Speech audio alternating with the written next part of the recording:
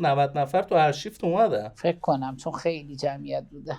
کیفیت برات مهم نی، مارک برات مهم نی، شاید اونی که داری میخری مجبور شی بریزی دور دوباره بخری. ببینین اگر تجربه نکردن، میگم یکی اینا رو الان میبینم مثلا یکی زنگ زد، البته من اینا نوشته بودم خانم گنجینه رو به چالش بکشم. خانم گنجینه داره تقلب میکنه جلو جلو داره میره.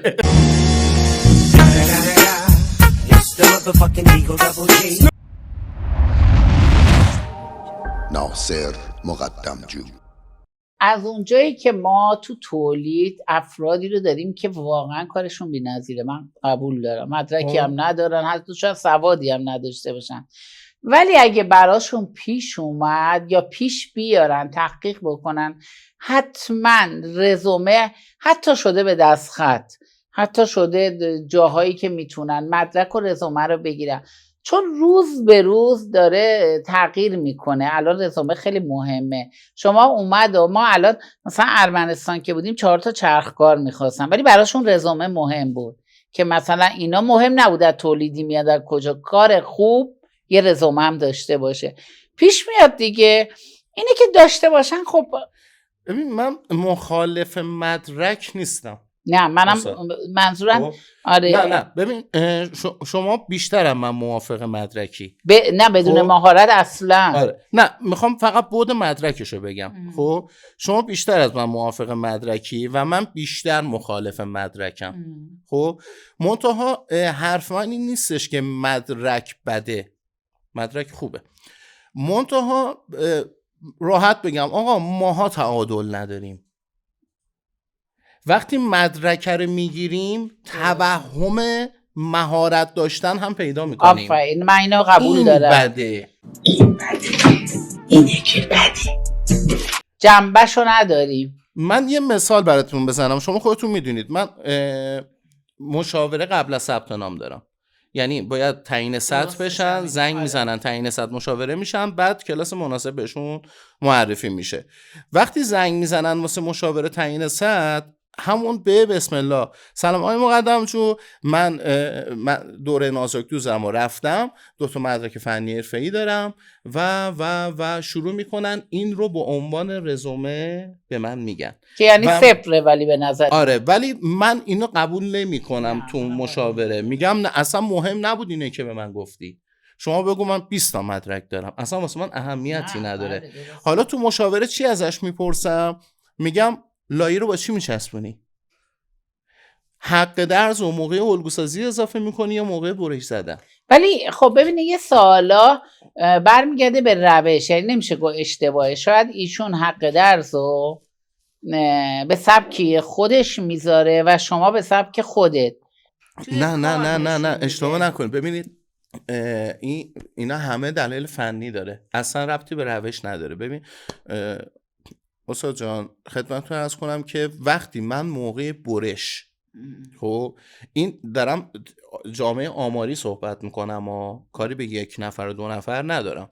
آقا من خیاطایی رو دیدم که چشمش میلیمتر که هیچی، 10 میلیمتر هم میبینه، یه جور صابونه میزنه رو پارچه که اصلا متر استفاده نمیکنه. من کاری به اون افراد ندارم که انقدر مهارت دارن. من دارم یه گستردگی زیادی از خیاطا رو دارم صحبت میکنم. ذهنشو میخوای ببینی. آره من میگم آقا شما هر کار بکنی نمیتونی موقعی که داری برش میزنی حق درز اضافه کنی 1 سانت تا 1 سانت بزنی. صابونتو خطا میزنی، چشمت سانتیمتر نیست.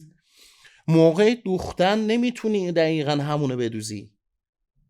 سایز 38 میبری 40 تحویل میدی، سایز 44 میبری 38 تحویل میدی. خب میدونی چون ریشه خرابه کارش. حالا من میگم آقا بیا اینو دقیقا تو الگو اضافه کن، خب بعد اونجا متر دستته، با متر اضافه کن 1 سانت تو. یه چیزی هم هست اینو بگم، متاسفانه میخوان همه رو نمیگم، یه موقع سوء تفاهم نباشه، یه عده رو من میبینم که میخواد سریع اینو جمعش کنه که امشب این پوله رو بگیره. اون که خیلی بده، این خیلی بده. آره یعنی علمه براش مهم نی. بابا اینو اگه شده 3 بارم روش فکر بکنی 3 روز وقت بذاری بهتر از اینه که میدونی چرا؟ چون میشی عالم بدون علم. دقیقا. درسته؟ میشه عالم بدون علم دیگه. خانم گنجی من همش میخوام گنجی استاد جوان ببین در مورد این توهم مهارت من مشکلم اینه که وقتی مدرک رو میگیرن دیگه فراموش میکنن که بابا مهارت رو باید به دست بیارن. بعد فکر میکنن مدرکه میره واسهشون مشتری میاره، لباس میدوزه، ایراداتشون رو برطرف میکنه، پولدارشون میکنه، همه کار براشون میکنه. بعد بعضی موقع ممکنه مثلا استخدام هم بشن. چرا؟ میتونی جواز کسب میتونی بگیری، میتونی باش بریم مزام بزنی، میدونی مدرک نازک دوز زخیم دوزی که میگیرن یعنی چی؟ به نظر من بازم میگم عذرخواهی میکنم شاید خیلی خوششون نیاد، هر کتابی یه مقدمه ای داره. دقیقاً این مقدمه است. شما تازه بله شما تازه باید بری شروع دوره اینکه کامل بشی و جامع بشی رو بگیری. این جمله رو خیلی خیلی دقت نه واقعیتیه. ببینید نه منم نظرم همینه واقعا. آره اون مقدمه کتاب شماست. شما قراره بشین یه کتاب دایره المعارف، اون مقدمتونه. حالا 6 ماه هم وقت برده بازم مقدمه است، یه سال هم وقت برده. میگن ما نازک دوز گذروندیم چرا باید بیایم مثلا این آموزش‌ها رو دوباره من اصلا موندم این نازک دوز چیه. من سر نمیبردم نازک دوز یعنی چی. واقعا میگم نمیدونم. آخه یه جور میگن من مدرک نازک دوز دارم، من میمونم پشت تلفن میگم الان بگم نازک دوزت به درد نمیخوره بهش برمیخوره. افسردگی میگیره. آخه شما فکر کن کسی که میتونه یه بلوز یقه انگلیسی مثلا آستیندار رو خیلی مرتب علمی کامل بدوزه، چه معنی داره زخیم دوز؟ مثلا چه فرقی بینشونه؟ من همینو میگم به خودم. من اصلا این دوتا معنی رو متوجه نمیشم. این واقعیت. مثلا میگن آقا ما میخوایم فقط مانتو دوزی رو یاد بگیریم. آقا این فقط مانتو دوز یعنی چی؟ مانتو دوز یعنی زیپ دوزی، جیب دوزی، آره دیگه، یه مانتو همه اینا رو داره. یقه دوزی، مچ دوزی، همه اینا رو داره توش. میدونی مثل چی بعد کسی که مانتو میدوزه بچگانه میدوزه دیگه، پیرمردونه میدوزه. میگه نه من بچگانه دوزو میخوام، مانتو دوزو نمیخوام. آقا دیگه فرقی نمیکنه. شما وقتی جیب بلدی بدوزی، این جیبو ببر رو دسته مبل خونت بدوز، ببر رو پرده بدوز، رو هر چی میخوای بدوز. یه چیزیه دیدین مشتری لباس میاره به خیاط میده، میگه یه لباس ساده میخوام. میدونین چرا اینو میگه؟ که شما قیمتو ارزون بگی. بعد وقتی میگه خب حالا مدل تو، میگه ببین فقط هیچی نی، یه یقه اینجوریه، یه برش داره، 2 تا جیب داره. خب بابا خب مانتو همه اینا رو داره دیگه. خب ببینین ما هم مثل شما این واقعا الان حرف دل خیاطا رو ما زدیم. شما وقتی اینجوری بهت میگن عصبانی میشی. لباس ساده، لباس ساده لباسیه که سوراخ کنی بندازی گردنت. یا ابوالفضل تازه اونم همه نمیتونن اون دایره رو واقعا خوب در بیاره. یه کاسه بعد بذاره نه واقعیت دارم میگم. تو رو خدا بها بدین به کارا، به زحمتا، به اتفاقایی که میفته بها بدین، بذارین اگه بها بدن بهشون هم بها داده میشه. من اینو عقیده دارم. پس ما بیایم یه کاری بکنیم. من خودم دارم فرهنگسازی میکنم. خب من یه خود مخالف مدرکم، چون نمیتونم این توهم رو مهار کنم تو. نه من گفتم مدرک با مهارت درست، نه اون مدرک دقت کنید دیگه. نه ببینین الان اینجا مثلا اشتباه از من برداشت نکنن. این که من نازک دوز و ضخیم دارم، اون گفتم مقدمه کتابه، اصلا اون به مهارت شما ربطی نداره. مهارت یعنی سالها زحمت، تلاش، آزمون و خطا کردن، آموزش صحیح دیدن و خلاقیت. میدونین که خیاط جماعت چشمش باید دوربین باشه، بتونه خوب برداشت کنه، خطوط رو بشناسه. خیلی چیزاست. اگه بخوایم درد و دل بکنیم خیلی چیزاست باید بگیم. ببین ما باید با نگامو چجوری بگم، یه چیز ساده بهتون بگم. ما وقتی یه فروشگاه بزرگ میریم مثل هایپر خرید میکنیم، مثال میگم این مال سالها پیشه، مثلا به ما بن میدادن، مثلا 700 تومن بن میدادن. اینایی رو که ما تو سبد مینداختیم برداشت میکردیم، مثلا نمیخواستیم بیشتر از 700 تومن بشه، تعارف که نداریم، رک میگم، نمیخواستیم بیشتر از 700 تومن بشه. من خریدایی رو که تو سبد مینداختم به شوهرم میگفتم الان دیگه کاتش کن. میگفت چجوری تو متوجه شدی؟ تو ذهنم اینا رو دسته‌بندی میکردم. میرفتی آره به خودت میرفتیم، یعنی دقیقا مثلا با تفاوت خیلی کم 10 تومن بالا و پایین میشد. ما باید از ذهنمون کار بکشیم، تقویتش بکنیم و وقتی آموزش میبینیم بهتر میتونیم کار بکنیم. اگه قرار باشه من مهمونیمو برم، من گردشمو برم، من مسافرتمو برم، اگه هدف دارین، منظور من اینه اول اولویت باید بشه هدفت، اونا باید بشه بعدش دیگه پیش زمینه. اگه قراره مثال یکی بیاد پلوی شما یه آدم حرفه‌ای بره بیرون، نباید بگه امشب مهمونی دعوتم، باید مثل منم مهمونیش بگذره. الان دوشنبه سمینار شهرداریه، گذشتم ازش. هدف دارم، برای هدفم از همه اینا میگذرم. من جالب مشهد کلاس داشتیم، یکی برگشت من گفت کجای مشهدین؟ گفتم که برای چی؟ گفت خونه ما آخه اونجاست، میخوام اینم نزدیکمونه. ما قراره همه چی سر کوچمون باشه. اگه قرار بود همه چی سر کوچمون باشه، کشور شهر اینقدر بزرگ نمیشد که. کسی که هدف داره کویر لوت هم میره، مثل خود ما که داریم میریم. پس اگه هدف داری هیچکی به شما دور نیست، خودت داری هدفتو دورتر میکنی. من تو مشاورام مثلا یه سوالی دارم، یه چند تا سوال فنی میپرسم و تعیین سطحمو تا یه جا میرسونم. بعد یه سوال دارم، میگم کسب درآمد هم میخوایی داشته باشی؟ بله. بعد بدون استثنا همه میگن شاید 3 نفر تو این همه آدم گفته باشن نمیخوایم، نیاز نداریم. ولی همه گفتن کیه که دوست نداشته باشه؟ گفتم نه، همه دوست دارن، ولی تو اولویت زندگی همه نیست. شما تو اولویت زندگیت هست کسب درآمد؟ اگه هست مثلا کلاس 10 من برات واجبه. من تو همه دوست دارن پول دار. آقا من دوست دارم خلبان بشم، به خود خیلی دوست دارم. دوست دارم چون شنیدم یکی از لذت‌های بزرگ دنیا اینه که با چتر بپری پایین. میگن اصلا یه حال توصیف ناپذیری داره، ولی خب تو اولویت زندگیم نیست چون هیچ کاری در قبالش نکردم. بله. ولی دوست دارم که یه روز این کار رو انجام بدم. ولی کسی که هدفی داره انقدر تلاش میکنه، من تجربه کردم، به اون هدف میرسه.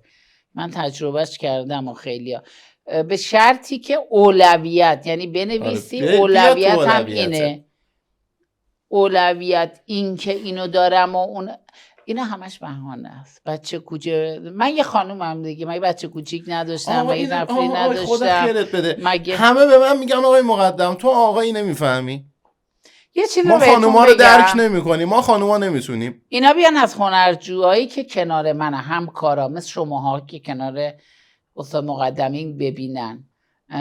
من از تمام خانومای خونه دار برنامه ریزیم دقیق تره. اینو میتونم بگم که از لحاظ آشپزی هر شب بهترین غذا رو، یعنی من وقتی قراره برم شهرستان 4 روز غذای خوبو دارم، انواع ترشی‌ها، مرباجات، مهمونی‌های زیاد، نمیدونم شما هر چی رو که فکر بکنین، بچه از کوچیک که بودن تا الان همه اینا رو دارم چون برنامه ریزی دارم. خداوکیلی با این مشغله این کارا رو هم می‌کنی؟ تمام این کارا رو می‌کنم. یعنی شما الان هر چند نوع ترشی بخوای، هر چند نوع مربا بخوای، هر چند نوع هر چیزی رو که بخوای من آماده می‌کنم.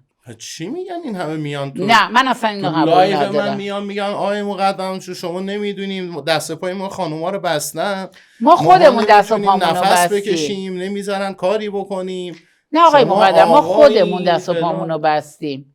من بیان با برنامه ریزی، یعنی بیان اصلا سوال بکنن از هنرجو، از اصلا همکارای دور و برم، یعنی ببینن وضعیت من چجوریه.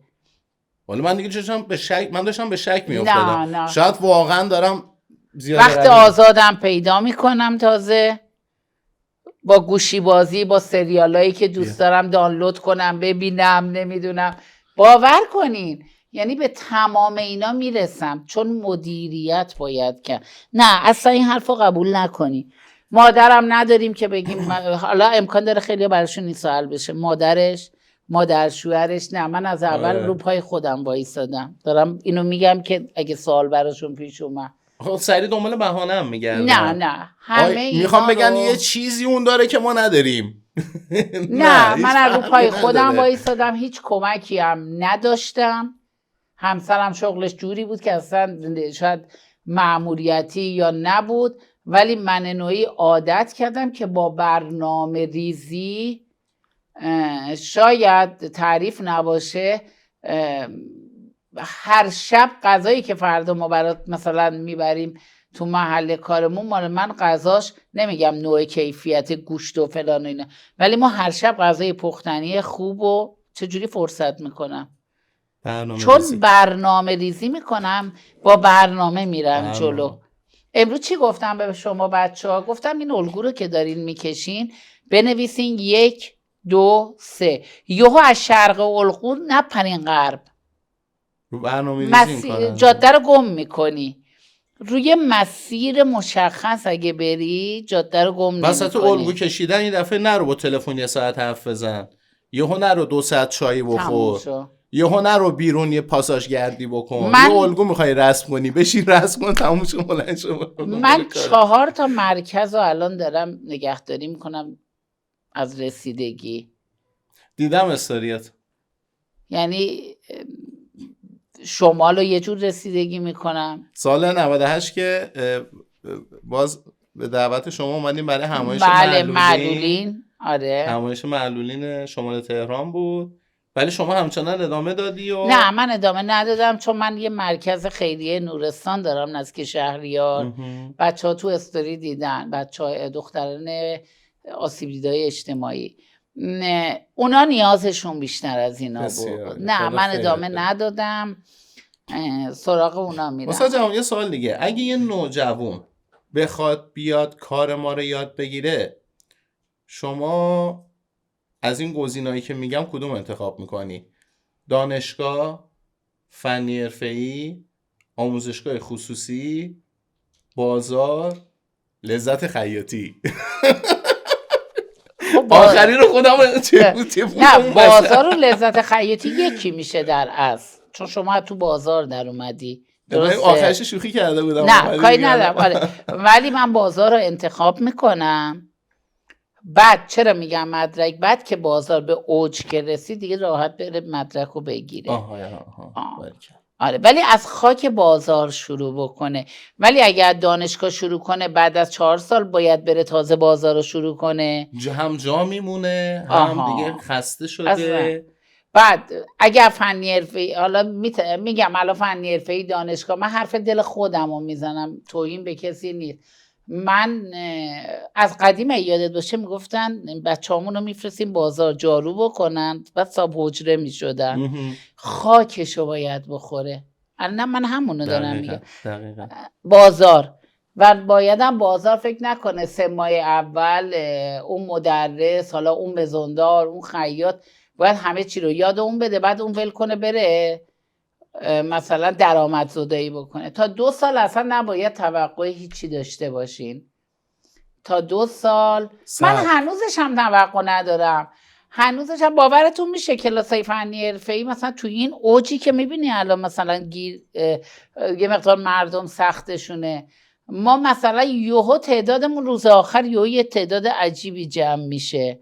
من نمیدونم چرا لحظه آخری و اینا، ولی خیلی خونسرد، خیلی آروم، ریلکس.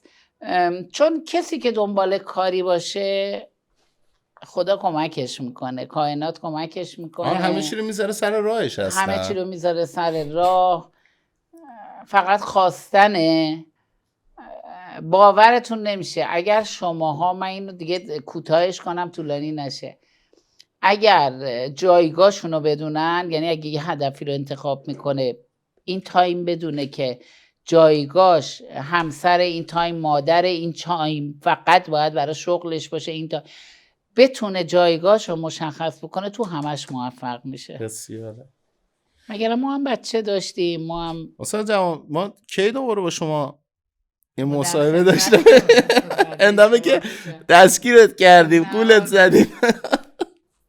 ولی خب این اومدید دوباره کرج که زیاد میایین ولی وقت نمیکنید. حالا اگه وقت کردید بازم حتما خوشحال میشیم که چون میدونم حتما بچه‌ها کامنت میذارن و اول اینکه خوشحال میشن شما حضور داشتید. اگر لازم بود کامنت ها خیلی جواب داده بشه بهم اطلاع بدین، فردا شب اگه تونستم میام.